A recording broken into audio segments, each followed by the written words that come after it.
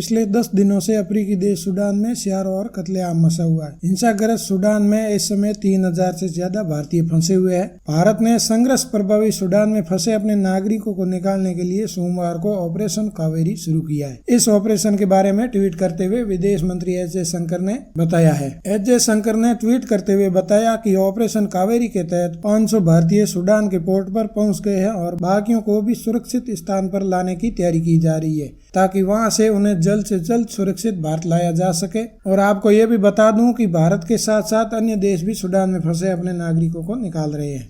और बताया कि अभी और भी भारतीय रास्ते में हैं। हमारे जहाज और विमान उन्हें घर वापस लाने के लिए तैयार है।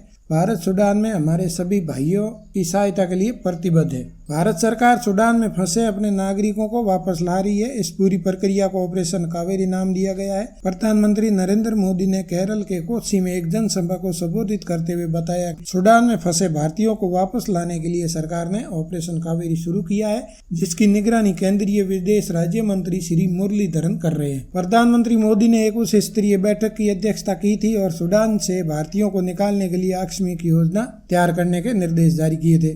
फंसे हुए लोगों को वापस लाने की योजना के तहत भारत ने इंडियन एयरफोर्स के 2 C-130J विमानों को सऊदी अरब के शहर जेदा में स्टैंड बाय पर रखा है। और ये भी बता दूं कि सूडान में इस समय गृह युद्ध चल रहा है। सूडान के सेना प्रमुख अब्देल फताह अल बुरहान और उनके डिप्टी मोहम्मद हमदान डागलो के प्रति वफादार बलों के बीच लड़ाई तेज हो गई है। कुछ दिन पहले गोलीबारी में एक भारतीय की भी मौत हो गई थी। देश के हालात इतने बिगड़े हुए हैं कि एयर स्पेस को भी बंद कर दिया गया है और कई एयरपोर्ट और विमान भी क्षतिग्रस्त हो चुके हैं। इसी के साथ मैं आपको सूडान का इतिहास बता दूं।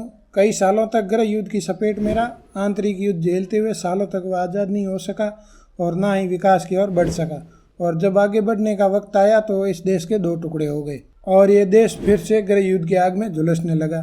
सूडान नॉर्थ अफ्रीका में स्थित दुनिया का 15वां सबसे बड़ा देश है। प्रचुर मात्रा में तेल का भंडार मौजूद होने के बावजूद ये देश अराजकता, बदहाली और तंगदस्ती का शिकार बना हुआ है। सूडान की सरजमी दुनिया में उन चुनिंदा जगहों में शामिल है जहां सबसे पहले इंसानों ने अपनी बस्ती बसाई थी।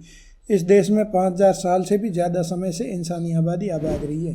ये देश भी ब्रिटिश के अंडर में था और 1952 में शुरू हुए इजिप्शियन रिवॉल्यूशन के बाद 1953 में इजिप्ट को अंग्रेजों से आज़ादी मिल गई और फिर 1 साल के अंदर ही 1 जनवरी 1953 को सूडान भी एक स्वतंत्र देश बन गया। 2010 में आर्मी ऑफ सूडान और सूडान रेवोल्यूशनरी फ्रंट के बीच तेल के विशाल भंडार वाले क्षेत्र अबे पर कब्जा करने को लेकर युद्ध छिड़ गया। इस युद्ध के फलस्वरूप साउथ सूडान को सूडान से आज़ादी मिल गई और साउथ सूडान दुनिया का एक नया देश बन गया।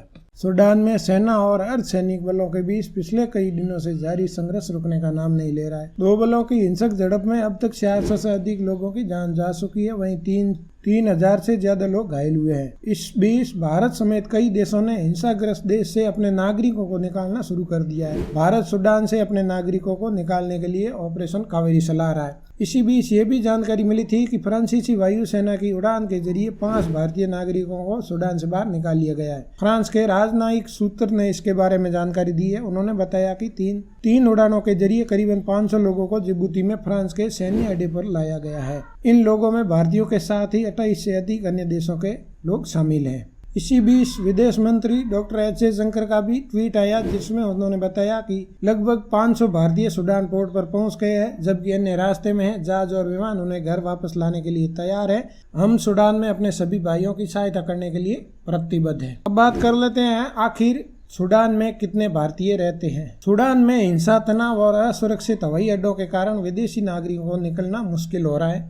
इसी बीच अर्धसैनिक बल रैपिड सपोर्ट फोर्सेज राजधानी खार्तूम में मुख्य अंतर्राष्ट्रीय हवाई अड्डे पर नियंत्रण करने की कोशिश कर रहा है। फंसे हुए विदेशी नागरिकों में लगभग 3000 भारतीय हैं। वहीं केरल के 28 वर्षीय अल्बर्ट अगस्टाइन की गोली लगने से मौत हो चुकी है। ऑपरेशन कावेरी के अंतर्गत क्या क्या चलाया जा रहा है और सूडान से भारतीयों के निकलने के लिए सरकार ने क्या क्या सुविधाएं की है, इसके बारे में भी जान लेते हैं। सूडान में भारतीयों की सुरक्षा निश्चित करने के लिए विदेश मंत्रालय ने सूडान में भारतीय दूतावास, संयुक्त राष्ट्र, सऊदी अरब और संयुक्त अरब अमीरात, मिस्र और अमेरिका से संपर्क में है और बताया कि वायुसेना के 2 C-130J विमान को जेदा में तैयार रहने को कहा गया है, जब INS सुमेधा पोर्ट सूडान पर पहुंचा गया है। विदेश मंत्रालय ने बताया कि भारत सरकार सूडान में फंसे अपने नागरिकों की सुरक्षा सुनिश्चित करने के लिए हर प्रयास कर रही है। हम सूडान में जटिल और उभरती सुरक्षा स्थिति पर करीब से नजर रखे हुए हैं। सूडान से बाहर निकलना चाह रहे भारतीयों की सुरक्षित निकासी के लिए भारत विभिन्न साझेदारों के साथ करीबी से बातचीत कर रहा है। सूडानी हवाई क्षेत्र वर्तमान में सभी विदेशी विमानों के लिए बंद है। शुक्रवार को प्रधानमंत्री नरेंद्र मोदी ने गृह युद्ध प्रभावित सूडान में फंसे भारतीयों की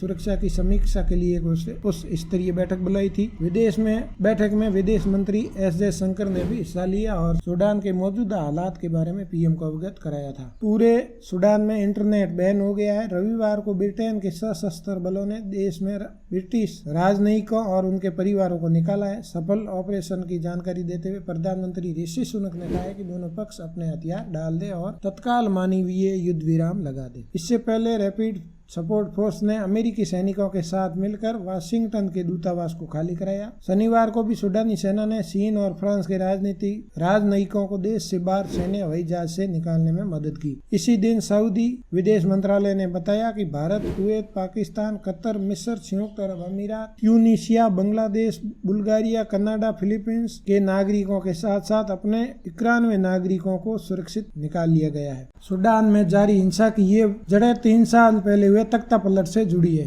दरअसल अप्रैल 2019 में एक विद्रोह के बीच सैन्य जनरलों द्वारा लंबे समय से शासन कर रहे निरंकुश शासक उमर अल बशीर को सत्ता से बेदखल कर दिया था।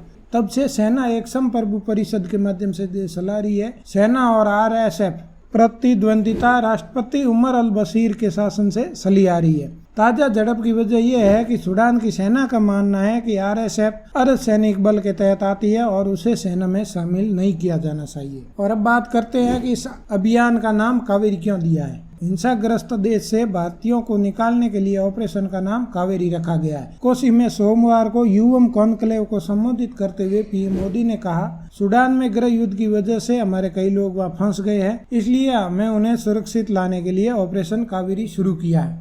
कावेरी दक्षिण भारत की एक प्रमुख नदी है जो मुख्यतः तमिलनाडु और कर्नाटक में बहती है। केंद्र द्वारा इस ऑपरेशन के नामकरण पर एक सूत्र ने कहा है कि नदियां बाधाओं के बावजूद अपने गंतव्य तक पहुंचती है।